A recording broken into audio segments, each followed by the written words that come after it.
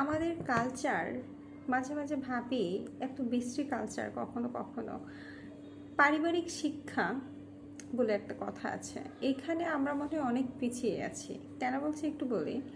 কিছুদিন আগে আমি একটা কসমেটিক্সের দোকানে গিয়েছি। তো কসমেটিক্সের যিনি দোকানদার তিনি আবার মানে একটি স্বনামধন্য বিশ্ববিদ্যালয় থেকে পড়াশোনা করেছেন, বাংলাদেশের একেবারে প্রথম সারির বিশ্ববিদ্যালয়।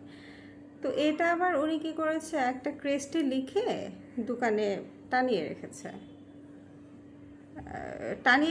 আবার ক্রেস্টে লিখে সেখানে প্রদর্শিতও করে রেখেছে। এটা খুব ভালো। তো যাই হোক, উনি আবার ফটফট করে ইংলিশে কথা বলছেন, গুড। তো আমি যখন দোকানে ঢুকেছি, আমি একটা বডি লোশন কিনতে গিয়েছি। আমার মুখে প্রায় সময় ব্রণ ওঠে।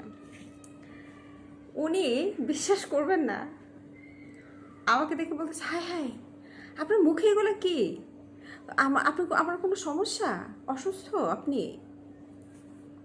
আমি তো একদম ভেবাচেকা খেয়ে গেছি। দেখুন, ফেসে কারো কোনো ফেসে নিয়মিত ব্রণ ওঠাটাও একটা আসলে এটা রোগের পর্যায়ে, এটা ওয়ান কাইন্ড অফ ডিজিজ একটা সময় গিয়ে। কিন্তু আমার কথা হচ্ছে, উনি কি এভাবে বলতে পারেন? বা উনি কি এইটা নিয়ে আমাকে প্রশ্নই করতে পারেন? উনি যে এক্সপ্রেশনটা দিলেন, উনি যেভাবে বললেন, এটা কি আসলে উনি এভাবে বলতে পারেন? একটা শিক্ষিত একজন মানুষ, ব্যবসা করছেন, ভালো কথা। তো সেই জন্য আমি ভাবলাম যে আমরা মনে হয় এটা আসলে শিখে আসিনি। আমি কোথায় কাকে কোন প্রশ্নটা করতে পারি, কোন প্রশ্নটা করতে পারি না, কোথায় কাকে আমি কি এক্সপ্রেশন দিয়ে কথা বলবো, এটাও মনে হয় আমাদের শেখা দরকার। পরিবার থেকে আসলে এই শিক্ষাগুলো আমার মনে হয় যে নেওয়া উচিত। এগুলো ভাবা উচিত। আমরা অনেকের সামনে টাচ করে একটা প্রশ্ন করে ফেলি। কেমন মনে করেন, এখানে আত্মীয় স্বজন আছে বা তার কোনো বন্ধু বান্ধব আছে, তাকে হয়তো আপনি কোনো একদিন দেখেছিলেন তার কোনো একটি মেয়ে বন্ধুর সাথে সে ঘুরছে, সবার সামনে আপনি টাচ করে বলে ফেললেন, ও আপনার সেদিন দেখলাম ওই যে ওই মেয়েটার সাথে ঘুরতেছেন ওখানে। কোথায় কি বলতে হবে, কতটুকু বলতে হবে, এগুলা আসলে মনে হয় আমাদের শেখা উচিত। আর প্রশ্নের একটা ব্যাপার, কারো একটু এজ হতে পারে বা বিয়ের বয়স হতে পারে, বয়স ছাড়িয়েও যেতে পারে। দেখা হলেই কবে বিয়ে করবেন, বিয়ে করেন না কেন? আবার কারো বিয়ে হয়েছে, বেবি, সে হয়তো তার বাস্তবতার জন্য সে সময় নিচ্ছে না, হয়তো আরও পরে নেবে।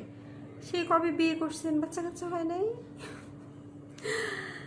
তা আমার যেটা মনে হয়, এটা শেখাটা খুব দরকার। কেমন, এটা ভদ্রতার অংশ।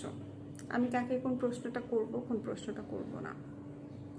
আবার দেখবেন কেউ কেউ হয়তো দেখতে এখন খুব সময়ের সাথে সাথে আমরা আমাদের ফেস নিজের প্রতি যত্নবান হই।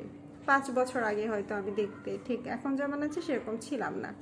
হ্যাঁ, হয়তো মনে করেন আপনার কোনো বন্ধুটি বান্ধবীটি, আপনার কোনো রিলেটিভ, সে ছোটোবেলায় খুব শুকনা টেংটেঙে ছিল, দেখতে সুন্দর ছিল না, সময়ের সাথে সাথে সে হৃষ্টপুষ্ট হয়েছে, আগের থেকে হয়তো হয়তো অনেকটাই সুস্থি হয়ে উঠেছে। তখন আপনি কি করেন, ওই যে আগের ছবিগুলো আছে এগুলো বারবার নিয়ে সামনে আনেন, এটা তাকে দেখান, ওইটা বলেন যে তুমি তাকে এরকম ছিলা, ওই রকম ছিলা, তুমি এইরকম, এখন কেমন চেঞ্জ হয়ে গেছো, এখন এখন তুমি সুন্দর হয়ে গেছো, এখন তুমি সুন্দর হয়ে গেছো, এই কথা। তার মানে সে বোঝাচ্ছে আগে সুন্দর ছিল না, এখন সুন্দর হয়ে গেছে। এটা বলে সে বোঝাচ্ছে, এই তথ্যটা সে দিচ্ছে, আগে সে সুন্দর ছিল না। এটা একটা খোঁচা দেওয়ার মতো, তাকে মনে করিয়ে দেয়া সে আসলে অসুন্দর।